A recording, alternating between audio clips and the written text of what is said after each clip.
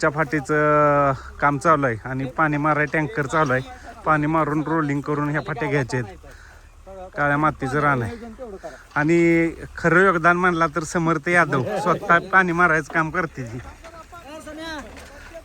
किती टँकर झालं? 5 टँकर झाले आतापर्यंत. म्हणजे 5 टँकर मारून मग खरटाचं रान होतं ती सगळी खरट मुजवायचं चालले. कोणताही अडचण येणार नाही. बघू शकताय मित्रांनो, पावसाचं वातावरण होतं तरी सुद्धा पाणी मारून या फाटीचं रोलिंग करून घ्यायचं आहे नंतर. म्हणजे खरट कोणत्या प्रकारचे राहिली नाही पाहिजेत फाटीत. मऊ रान आहे तरी सुद्धा पाणी मारून एकसारखं लेवल करून घ्यायचं चाललेलं आहे.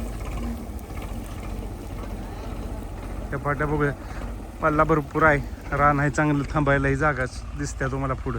JCP चालू आहे काम, कुठं काय काय चालू आहे ते एकदम फाटी व्यवस्थित दिसेल मित्रांनो तुम्हाला.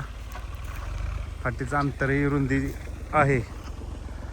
पाणी बिणी मारून एकसारखं रेवलिंग करून घेऊन फाट्या बघू शकताय कोणतीही एका साईडला नाही काय नाही, फाट्या रुंद आहेत आणि ह्याच्यावर रोलिंग होणार आहे. पाणी मारून टँकरचं आता हे पाणी मारायचं काम चालू आहे आणि पाणी मारून झाल्यानंतर ह्याच्यावर रोलिंग साईड होईल. मग ट्रॅक्टरनं रोलिंग केलं जाईल आणि एकसारखी फाटी आहे, काळ्या रानाची फाटी दिसते बघू शकताय.